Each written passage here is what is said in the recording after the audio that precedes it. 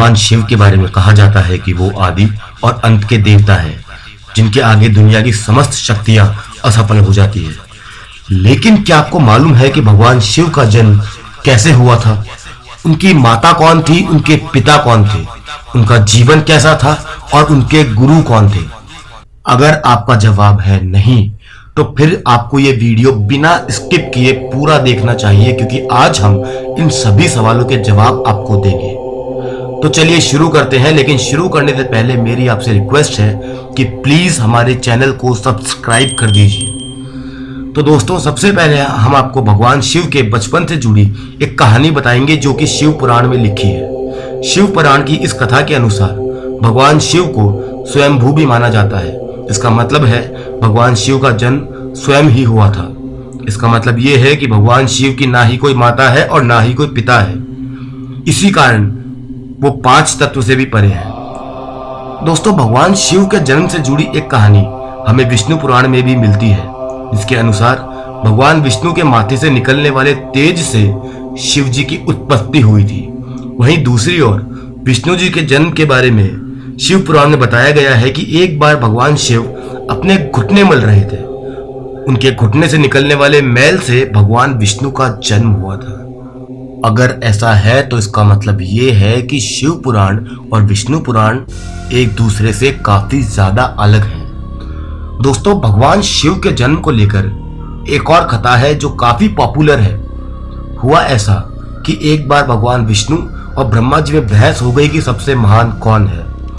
जब भगवान विष्णु और ब्रह्मा जी इस बारे में बहस कर रहे थे, तो शिव जी एक जलते हुए खंबे के रूप में इन दोनों के बीच में आ गए और उस खंबे में से एक आवाज आई कि जो भी इस खंबे का छोर ढूंढ लेगा वो ही सबसे महान कहलाएगा।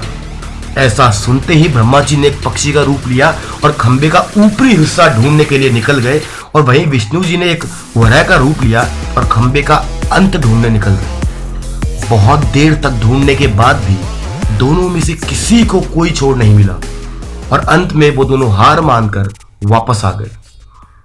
इसके बाद भगवान शिव अपने असली रूप में आए तो भगवान विष्णु और ब्रह्मा जी दोनों ने यह माना कि शिव ही सबसे महान और शक्तिशाली है। दोस्तों, इस कहानी में जो खंबा है वो ये दर्शाता है कि ना तो भगवान शिव जन्मे थे, ना ही उनका कोई अंत है, ना ही कोई आदि है। इसीलिए उन्हें स्वयंभू भी कहा जाता है, यानी उनका अंत है ही नहीं, वो अमर है। दोस्तों, एक बार कमेंट में हर हर महादेव जरूर लिखिएगा। भगवान शिव के माता पिता कौन है, आपको मालूम है? दोस्तों, इसके पीछे एक बहुत ही दिलचस्प कहानी श्रीमद् देवी महापुराण में मिलती है। श्रीमद् देवी महापुराण की कहानी के अनुसार एक बार नारद जी ने अपने पिता भगवान ब्रह्मा जी से पूछा कि इस पृथ्वी का निर्माण किसने किया है और भगवान विष्णु, भगवान शिव और आपके माता पिता कौन है। तो ब्रह्मा जी ने नारद जी को त्रिदेवों के जन्म के बारे में बतलाया, और जो बतलाया वो वाकई चौंका देने वाला है। ये बात मैं आपको बताऊं उससे पहले आप हमारे चैनल को सब्सक्राइब कर दीजिए अगर नहीं किया है तो। दोस्तों, ब्रह्मा जी ने बताया कि देवी दुर्गा और शिव स्वरूप ब्रह्मा के योग से ब्रह्मा, विष्णु, महेश का जन्म हुआ था।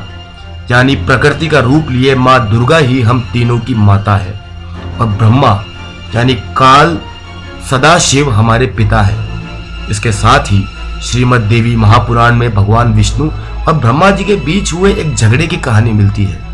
हुआ यूं कि एक बार भगवान विष्णु और ब्रह्मा जी में झगड़ा हो गया, दोनों में बहस छिड़ी।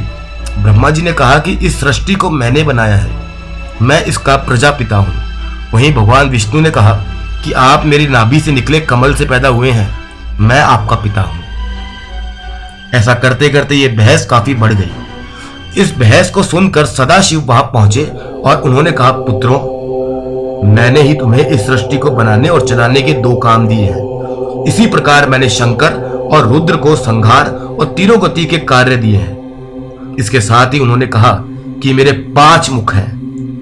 पहले मुख से अकार, दूसरे मुख से उकार, तीसरे मुख से मुकार, चौथे मुख से बिंदु और 5वें मुख से शब्द प्रकट हुए हैं। इन 5 को अगर एक साथ मिलाकर देखा जाए तो एक अक्षर बनता है। जानते हैं कौन सा?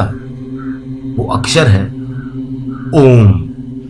जी हाँ, वही ओम जिसे हम आज भगवान शिव के मूल मंत्र के रूप में जानते हैं। यह सुनने के बाद भगवान विष्णु और भगवान ब्रह्मा जी दोनों को समझ आ गया कि दुनिया में भगवान शिव से शक्तिशाली कुछ भी नहीं है, और दोनों भगवान शिव को प्रणाम कर वापस लौट जाते हैं। तो दोस्तों, ये था आज का वीडियो। भगवान शिव के माता पिता कौन है, उनका जन्म कैसे हुआ। उम्मीद करता हूँ आपको वीडियो अच्छा लगा होगा। वीडियो में दी गई जानकारी आपको अच्छी लगी हो तो कृपया करके हमारे चैनल को सब्सक्राइब कर दें और वीडियो को लाइक कर दें, शेयर कर दें और कमेंट में हर हर महादेव ज़रूर लिखें दोस्तों। तो जल्दी मिलते हैं एक और नए और इंटरेस्टिंग वीडियो के साथ। तब तक के लिए साथ बनाए रखिए।